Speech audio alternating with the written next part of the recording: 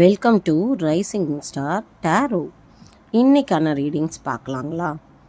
இன்றைக்கி காலையில் நான் மெடிடேஷன்லாம் பண்ணிவிட்டு நான் இன்ட்யூஷன் ப்ராக்டிசஸில் எனக்கு தோணுது கார்டு எடுக்கும்போது எனக்கு வந்தது 3 கார்டு. ஃபஸ்ட் நம்ம கார்டோட நேம்ஸ் தெரிஞ்சுக்கலாம்.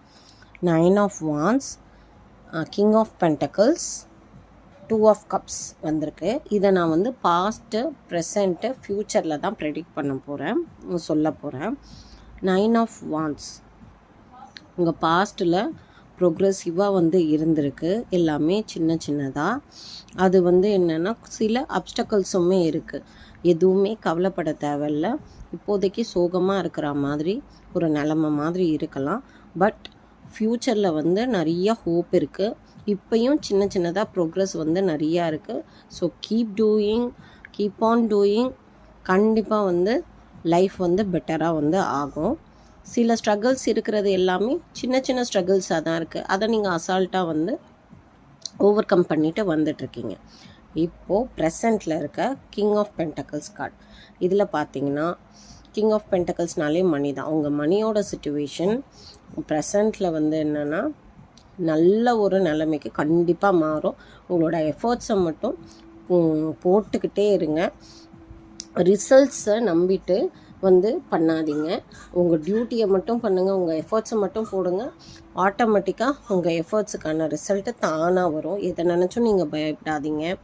நல்ல ஒரு சிம்மாசனத்தில் எப்படி இவர் நல்லா ஒரு ப்ரௌடாக போல்டாக கரேஜியஸாக உட்காந்துட்ருக்காரு. அவர் கையிலையும் பென்டக்கிள்ஸ் கார்டு இருக்குது இல்லையா, ஒரு காயின் இருக்குது. அவரை சுற்றியும் நிறைய பெரிய பெரிய வீடு பின்னாடி இருக்குது. எல்லாமே இருக்குது அவர்கிட்ட இல்லாதது எதுவுமே இல்லை. ஸோ எல்லாத்துக்கும் அவர் தான் கண்ட்ரோல் பண்ணிட்டு இருக்கார். எல்லாமே அவருக்கு கீழே தான் இருக்குன்ற மாதிரி ரொம்ப ஸ்ட்ராங் பர்சனாலிட்டியாக இவங்க இருக்காங்க. இது ப்ரெசண்ட்டுக்கு.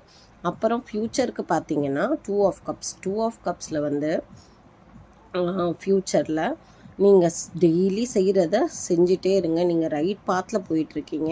உங்களுக்கான அழகான ஒரு சின்ன வீடு, பீஸ்ஃபுல்லான ஒரு இடம், நல்லா செழிப்பான ஒரு பெட்டர் லைஃப்பை நோக்கி தான் நீங்கள் போயிட்டுருக்கீங்க. கண்டிப்பாக அது நடக்கும். கவலையே படாதீங்க.